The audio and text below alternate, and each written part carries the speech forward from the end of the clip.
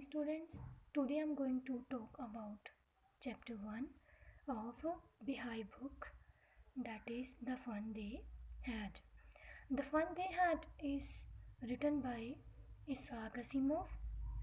Isaac Asimov is an American writer who always write about science, fiction or about techniques. In this prose, Isaac write about future and education system of future. In the prose, the fun they had, there are four characters. One is Marzi, who is protagonist of a story. Second is Tommy. Third is Mrs. John. Fourth is County Inspector. As I discussed, Marzi is a protagonist of a story. She is 11-year-old girl. She is innocent, curious girl who always want to know about new or old things. Tommy is second main character, who is 13-year-old boy who is intelligent and a serious boy. In the starting of a story, according to writer, Marzi has a habit to write a diary in which she write date, that is 17 May 2157. It means it is story on which year 2157. It means this denoted to a future. To make this story more clear, I am going to discuss this story into a Hindi language. The fun they had story एक ऐसा pros है जिसमें Isaac ने fiction के बारे में बताया है और लेटेस्ट टेक्निक और लेटेस्ट एजुकेशन के बारे में बताया है, जिसमें मर्जी मेन कैरेक्टर है. मर्जी 11 साल की लड़की है जो हमेशा डायरी लिखती है. डायरी में उसने डेट डाली है 17 मई 2157, यानी कि फ्यूचर की जाने की ये स्टोरी जो है वो 150 साल आगे, 150 साल और 160 साल आगे की स्टोरी के बारे में बताती है, यानी कि आगे के 150 साल के बारे में, फ्यूचर के बारे में. इस डायरी में मर्जी सबसे पहले कौन सी लाइन लिखती है? Tommy today found a real book. It means Tommy को कोई बुक मिली है जिसके बारे में उसने अपनी डायरी में लिखा है. अब मर्जी ने लिखा है रियल बुक. रियल बुक अपने आप में एक क्वेश्चन क्रिएट करता है कि रियल बुक क्या होती है. फर्स्ट इज रियल बुक वो होती है जो हैंडमेड होती है, जैसे जिसके ऊपर मैं लिख रही हूँ. हैंडमेड होती है जहाँ प्रिंटेड होती है, जिसके ऊपर सेवरल पेजेस का इस्तेमाल किया जाता है और हैंडमेड नोट्स बनाई जाती हैं या जिसके ऊपर से रीडिंग की जाती है, उसे हम बोलते हैं रियल बुक, जो आजकल हम स्कूल्स में यूज़ करते हैं. बट जैसा कि मैंने आपको बताया, मर्जी और टॉमी फ्यूचर के बच्चे हैं, 150 साल आगे के बच्चे हैं. इसका मतलब है उनके पास हैंडबुक और रियल बुक नहीं है. वो लोग फ्यूचर के बच्चे हैं, उनके पास लेटेस्ट टेक्नोलॉजी है. लेटेस्ट टेक्नोलॉजी बहुत ज़्यादा एडवांस है. इट मीन्स कि वो लोग क्या यूज़ करते हैं? टेली बुक यूज़ करते हैं. टेली बुक होती है जैसे इलेक्ट्रॉनिक डिवाइस कोई भी हो सकता है. टेली बुक हो गई, लैपटॉप हो गया, फ़ोन हो गया या रोबोट, यानी कि वो टेली बुक के द्वारा ही स्टडी करती है, जिसने अपनी ज़िंदगी में कभी भी कोई भी रियल बुक नहीं देखी. इसलिए उसने जब जो वो रियल बुक देखी, उसने अपनी डायरी में लिखा कि टॉमी को आज एक रियल बुक मिली है जो कि 150 साल 160 साल पुरानी है. अब वो बता दिए कि उस रियल बुक की कंडीशन कैसी है. उसके ऊपर हैंडमेड नोट्स बनाए गए हैं और उसके कुछ पेजेस प्रिंटेड है और वो पेजेस जो हैं वो बिल्कुल कैसी हो चुकी हैं? जेलोइश हो चुकी हैं क्योंकि वो बुक बहुत पुरानी है. उसकी जो लुक है वो बहुत ही ज़्यादा अगली और डल है. और मर्जी जो है उसके बारे में, उस रियल बुक के बारे में क्वेश्चन करती है. किसको? टॉमी को. वो टॉमी को पूछती है कि उसे ये बुक कहाँ से मिली. तब टॉमी बताता है कि उसे ये बुक एटिक से मिली है. एटिक वो जगह होती है जिसे हम लोग स्टोर रूम के तौर पे यूज़ करते हैं, जिसमें हम बहुत पुरानी चीज़ें रखते हैं. एटिक से टॉमी को वो बहुत पुरानी यानी कि रियल बुक मिलती है. अब जो मर्जी है वो एक करियस गर्ल है, उसे हमेशा हर एक चीज़ के बारे में क्वेश्चन पुट करने की आदत है. वो पूछती है कि ऐसे कैसे कोई पर्सन हैंडमेड नोट बना सकता है जब प्रिंटेड बुक से पढ़ सकता है, क्योंकि वो कभी भी हैंडमेड या प्रिंटेड बुक से पढ़ी नहीं है, वो कभी भी रियल बुक से पढ़ी नहीं है, वो हमेशा टेली बुक से पढ़ी है। टेली बुक से पढ़ी है तो कैसे कोई लोग जो है वो रियल बुक को पढ़ सकते हैं या लिख सकते हैं। अब वो पूछती है कि इस बुक में क्या लिखा है, इस बुक के अंदर क्या है। तब जो टॉमी है वो बताता है बुक के अंदर स्कूल के बारे में लिखा है। अब वो बड़ी सरप्राइज होती है कि स्कूल एक बहुत बोरिंग जगह है, बहुत डिसलाइक वाली जगह है। तो वो मर्जी जो है उसे स्कूल बिल्कुल भी पसंद नहीं है, स्कूल पसंद नहीं है। इसलिए वो बोलती है कि स्कूल के बारे में कोई एक पर्सन हैंड के द्वारा, हाथों के द्वारा जब प्रिंटेड फॉर्म में कैसे लिख सकता है। अब वो बड़ी सरप्राइज होती है। अब टॉमी उसे बताता है कि ये नए स्कूल के बारे में नहीं है, ये पुराने स्कूल्स के बारे में है जो इस बुक में लिखा है।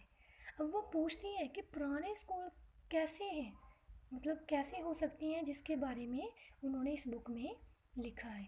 अब टॉमी उन्हें बताता है कि हमारा स्कूल कैसा है, हमारा स्कूल कैसा है, यानी कि मॉडर्न स्कूल कैसा है। स्कूल मर्जी जिस स्कूल में पढ़ती है वो स्कूल एक रूम में है। रूम कहाँ है? उनके घर में। यानी कि टॉमी कभी भी किसी स्कूल में नहीं गई, घर से बाहर नहीं गई। उसका जो स्कूल है वो कहाँ है? उसके घर में है। घर में उसे एक रूम के अंदर ही स्कूल दिया जाता है, यानी कि उसी रूम के अंदर वो पढ़ती है। और उस स्कूल में सिर्फ एक ही किड पढ़ता है, यानी कि एक ही बच्चा उस स्कूल में पढ़ता है।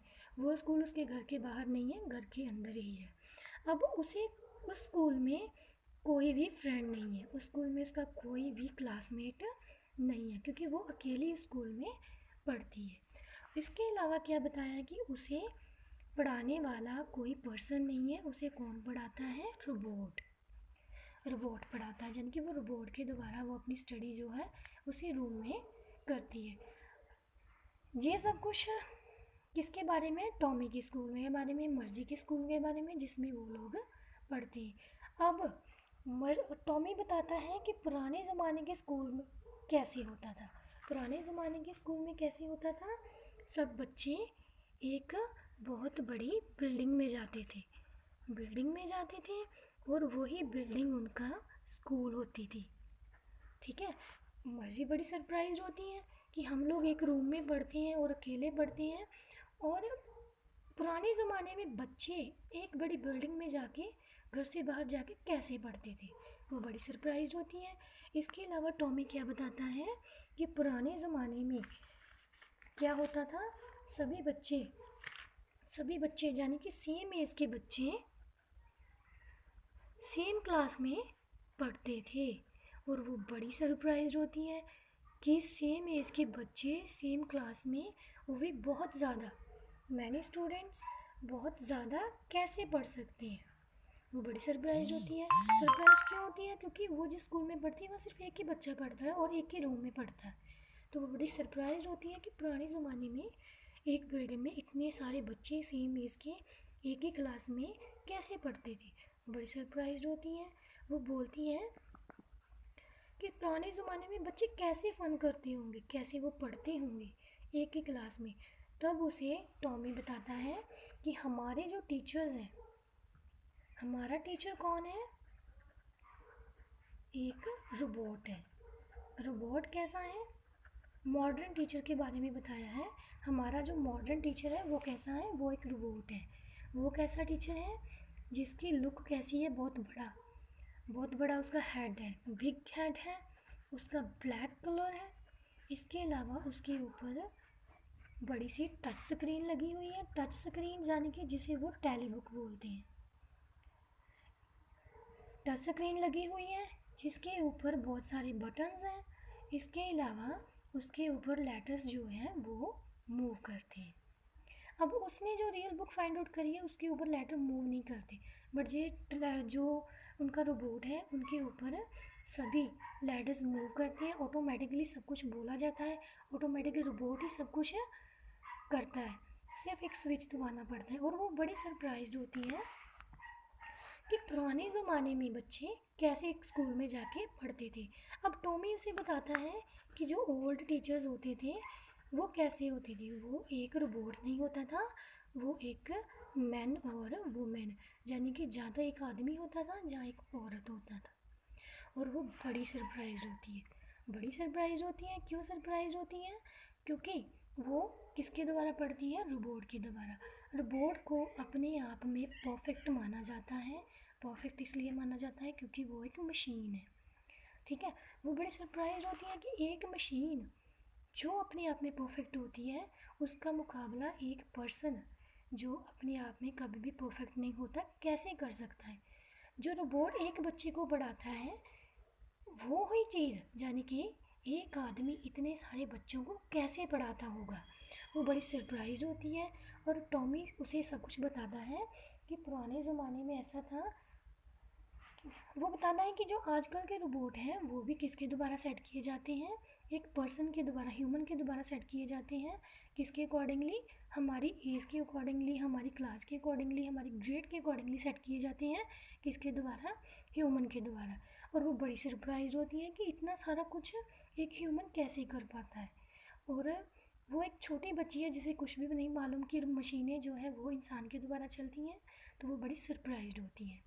अब टॉमी इस चैप्टर में मेन चीज़ क्या बताता है कि पुराने ज़माने की और नए ज़माने की बुक्स कौन सी होती हैं, और इसके अलावा वो पुराने और नए स्कूल के डिफरेंस के बारे में मर्जी को बताता है।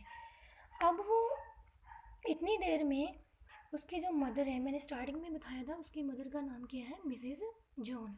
मिसेस जॉन है, मर्जी को बुलाती है। मर्जी को क्यों बुलाती है? क्योंकि जो मर्जी थी वो कॉन्टीन्यूसली ज्योग्राफी और हिस्ट्री के टेस्ट में फ़ेल हो रही थी। फ़ेल हो रही थी क्योंकि उसे रोबोट की समझ नहीं सी आ रही। रोबोट समझ में नहीं आ रहा था, इसलिए वो कॉन्टीन्यूसली एक ही टेस्ट में फ़ेल हो रही थी। उसे बहुत सारी प्रॉब्लम फेस करनी पड़ रही थी। इसलिए उसकी मदर ने काउंटी इंस्पेक्टर को बुलाया था। काउंटी इंस्पेक्टर मैंने आपको बताया स्टार्टिंग में, वो भी एक करेक्टर है। काउंटी इंस्पेक्टर वो पर्सन है जो एक मैकेनिक है। मैकेनिक किसका? रोबोट का। वो क्या करने आया है? वो मर्जी से मिलने आया है, इसके अलावा रोबोट को चेक करने आया है। उसकी मदर, मर्जी की मदर जॉन बताती है कि मर्जी जो है कॉन्टीन्यूसली फेल हो रही है, उसे कुछ भी समझ नहीं आ रहा। तब काउंटी इंस्पेक्टर रोबोट को चेक करता है, उसे पता चलता है रोबोट को क्या हो गया है, उसका जो हिस्ट्री का सब्जेक्ट है वो टोटली ब्लैंक हो चुका है। वो काफ़ी आगे चला गया है।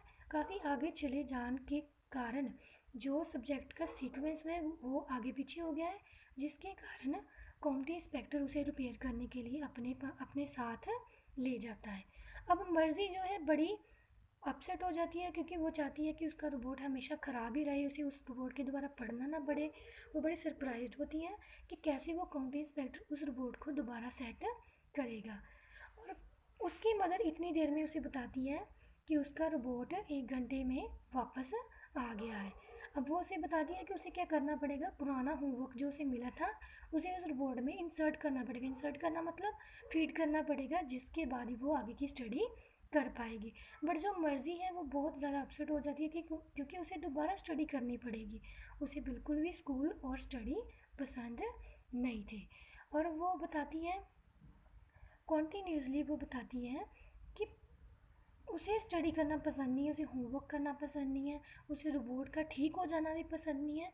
वो वही चीज़ें जो उसे टॉमी ने बताई थी कि पुराने ज़माने में बच्चे एक बड़ी बिल्डिंग में जाते थे, सेम एज में पढ़ते थे, और वो एक दूसरे के साथ वॉक करते थे, एक दूसरे के साथ टॉक करते थे, एक दूसरे के साथ शाउट करते थे, एक दूसरे के साथ प्ले करते थे। वो बड़ा सरप्राइज होती है कि इतने सारे बच्चे एक साथ कैसे इंजॉय करते होंगे, किस में? एक स्कूल में। और वो टॉमी उसे बताता है कि अगर किसी बच्चे को कोई प्रॉब्लम होती थी तो वो एक दूसरे की हेल्प करते थे। ये सब कुछ जान के जो मर्ज़ी है वो बहुत ज़्यादा सरप्राइज हो जाती है, और वो सोचती है कि वो बच्चे, पुराने ज़माने के बच्चे कैसे फ़न करते होंगे। चैप्टर का नाम भी यही था, फ़न दे हैड, कि वो पुराने स्कूल के बच्चे एक दूसरे के साथ सेम एज के कैसे फ़न करते होंगे, जबकि उसे नए स्कूल में एक ही जगह एक ही रूम में अकेले ही पढ़ना पड़ता है। अब वो बड़ी सरप्राइज होती हैं। कॉन्टीन्यूसली वो उसी इमेजिनेशन में, उसी पुराने और नए स्कूल के जो इमेजिनेशन है उसमें खोई रहती है। अब उसकी मदर इतनी देर में उसे बुलाती है कि तुम्हारा स्कूल का टाइम हो गया है।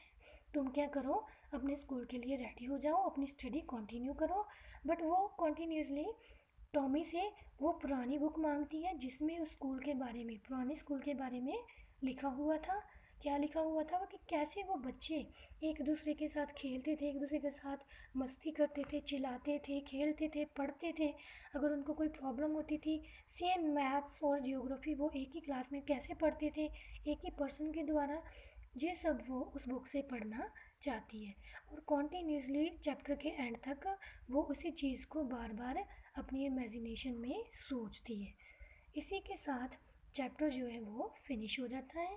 राइटर ने इस चैप्टर में मेन प्रोज के अंदर दो चीज़ों के ऊपर दो चीज़ों को एक्सप्लेन किया है। फर्स्ट, उसने डिफरेंस बताया है, रियल बुक क्या होती है और टेली बुक क्या होती है। सेकंड, राइटर ने बताया है कि पुराने ज़माने के कैसे स्कूल होते हैं जो जिसमें हम लोग पढ़ते हैं, और आगे के जो आगे 150 साल यानी कि एडवांस स्कूल होंगे, मॉडर्न स्कूल होंगे जो मैकेनिकल एज को बिलोंग करते होंगे, जिसमें मैकेनिकल टीचर यानी कि रोबोट होंगे, वो स्कूल कैसे होंगे और कैसे उस स्कूल में बच्चे पढ़ेंगे। इस स्टोरी को, प्रोज को राइटर ने मर्जी के द्वारा प्रेजेंट किया है। आई होप आप सभी बच्चों को ये चैप्टर समझ आ गया होगा। इसके क्वेश्चन ऑलरेडी मैंने आपको सेंड कर दिए हैं। Thank you so much.